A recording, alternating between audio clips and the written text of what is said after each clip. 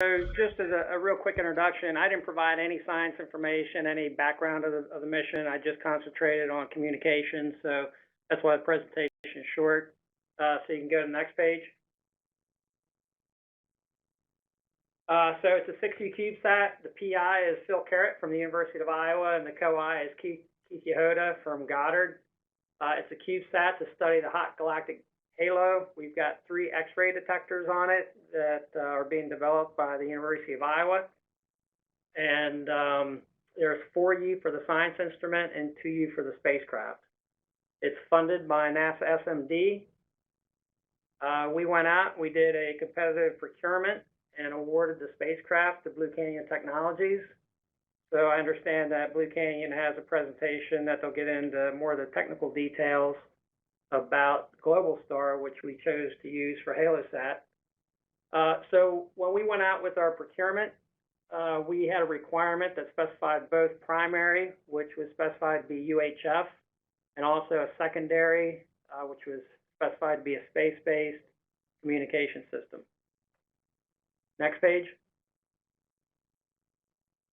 So the primary communication system, while we didn't specify it in the requirements, it was UHF.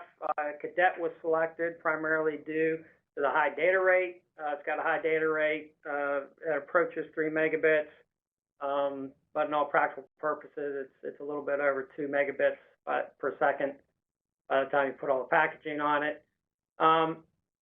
We do have experience using cadets on prior Goddard missions. We're using it on 4 Goddard missions, supporting other NASA missions, as well as supporting NSF missions, going all the way back to DICE, which was 2 spacecraft that used the cadet.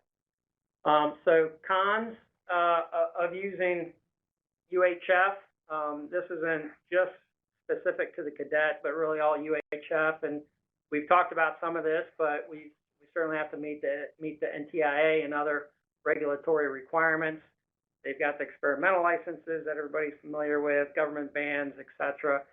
And then just meeting requirements such as the PFD on the ground is actually very challenging as well. So it can impact your comm link to the ground station. When you're using UHF, you're a secondary user, which means that if a primary comes in and takes your bandwidth or your frequency band, you have to find something else. You have to work around it. The spacecraft tracking can be challenging.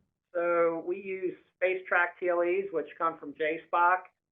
Occasionally, they do not update those. They typically update them on a daily basis.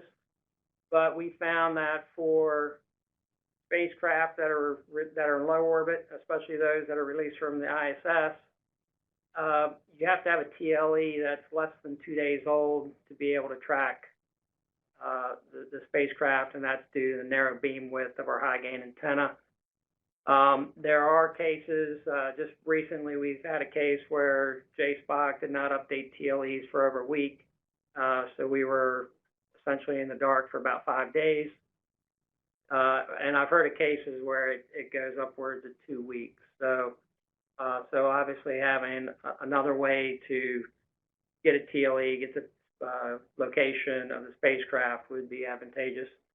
Also on cadets in particular, on 4 of the missions that we have underway at Goddard right now, we've experienced failures on 3 of the cadets.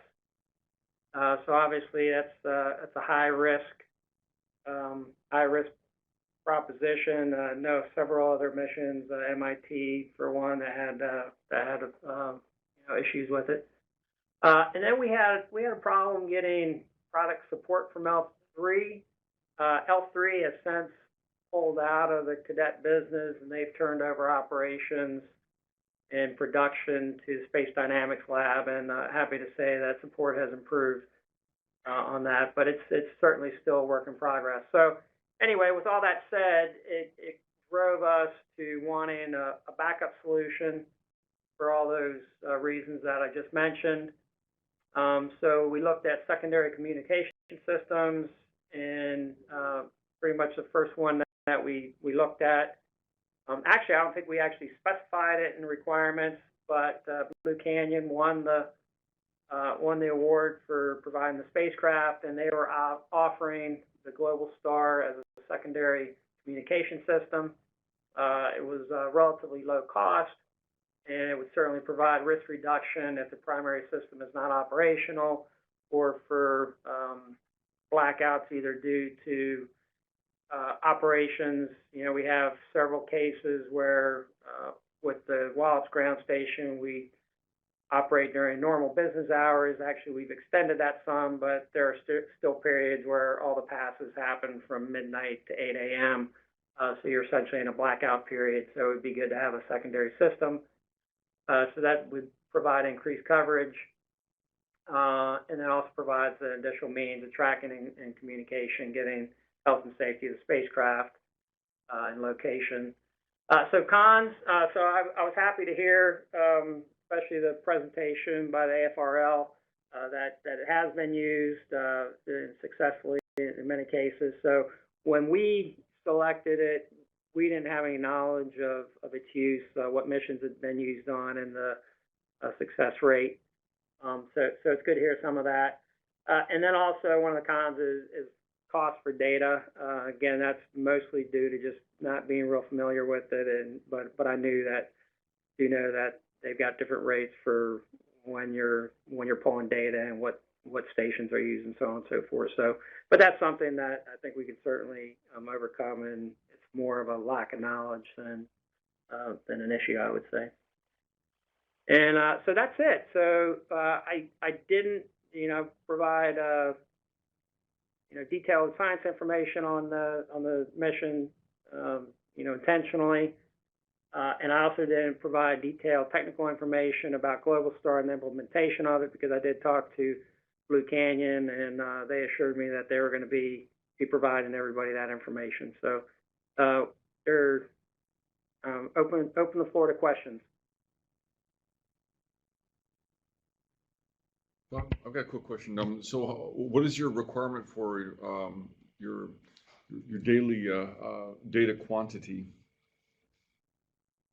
So it's whatever the spacecraft bus requires plus 3 megabits. So it's not a lot. It's a relatively low data requirement. So there again,